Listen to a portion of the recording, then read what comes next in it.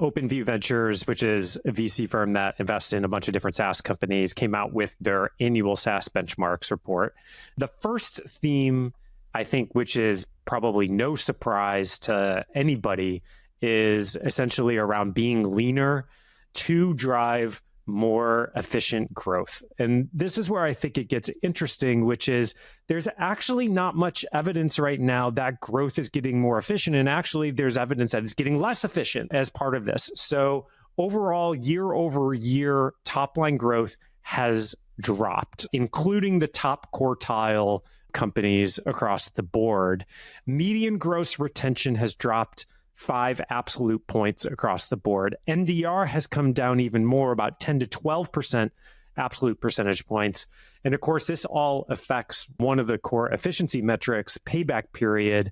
And that's gotten worse or stayed the same at every single size category. So this sets up an interesting question, which is like, if the whole idea is to get leaner, to get more efficient, but that second half is actually not happening, right? I think the problem is that these metrics are correlated because all SaaS companies sell to each other and many sell on a seat basis. Yeah. So if there are 55% fewer seats at Series C companies, then those seats aren't available to sell. So I think what you're seeing at the company level is there's no way to be more efficient on customer acquisition, but there is a way to cut burn. And efficiency would be even worse if we didn't do it.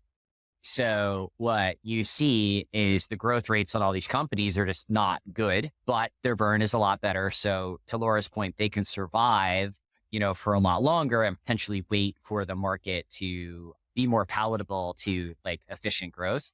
And by cutting burn, and you see this advice from a lot of the boards, a lot of them are talking about getting to like no burn, getting to profitability or getting to cash flow positive. And the challenge with that is if you're cutting bone to get to profitability, then you are not in a position to grow when growth opportunities do emerge, right? So there's the, David Sachs concept of default alive, which is like, we're never going to run out of cash, to default investable, which is we may run out of cash eventually, but we're growing fast enough where eventually an investor would want to put more money into us.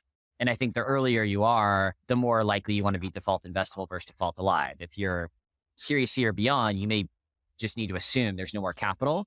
And if you're growing slow, you're growing slow. But a lot of these founders optimizing for profitability at the early stage are just going to create these zombie companies like Laura's talking about that they won't be able to raise again to accelerate growth. They'll never be growing triple digit year over year again, but they have venture investment. It's just like kind of a weird spot to be. So I agree they all should be cutting burn.